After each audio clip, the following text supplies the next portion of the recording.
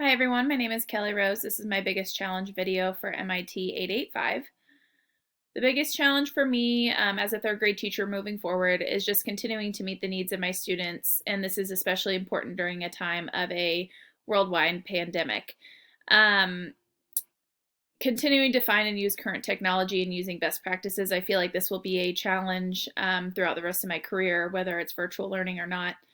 Um, Being able to find technology that the students are comfortable with and that they know how to use, and challenging them a bit and finding the ones that has research back behind it will continue to be a challenge throughout my career.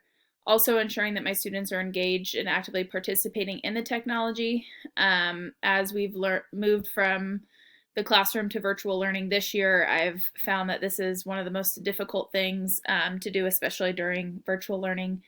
I have students that are very easy to get them to be engaged in their work, and there's others that haven't even touched it since we moved to virtual learning. So that will be something that will continue to be a challenge.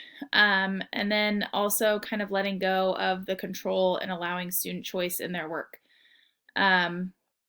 This is something that I have yet to accomplish. I've tried it before, but it's honestly really hard for me to allow choice in their work. For me, letting go of that control and kind of letting them do what they feel will be the best for their project. I would also like to incorporate project-based learning into my classroom. I'm not sure what this will look like as of right now, not knowing if we were going to start the year off in virtual learning or starting the year off in the classroom and then moving to virtual learning. It's kind of up in the air all right now. So that's something that I would like to do, and that will be a challenge for me moving forward. Also preparing for the possibility of virtual learning next year, not knowing what that will look like. I have a feeling I'll be spending most of my summer trying to figure out what that will look like, if in case we do have to start the year off doing virtual learning. So we'll just kind of have to see how that goes.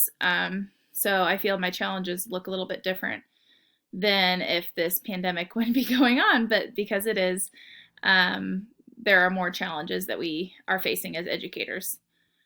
The ISTE standards, the educator standards that kind of go along with my challenges. 1C is just to stay current with with the research that supports our student learning outcomes. Just trying to find what's best for our students and meeting their needs. And then also 5B, to design the authentic learning activities that align with content areas, standards, and use the digital tools to maximize and activate their deep learning. This is something that pertains particularly to the keeping kids engaged in their learning, actively participating, and also to that project-based learning. And then also 7A, providing alternate ways for students to demonstrate their competency and reflect on their learning using technology.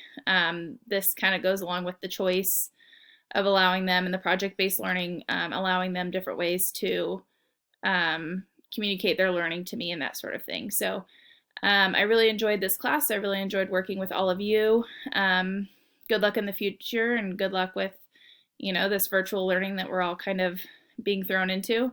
I hope all is well. Thank you.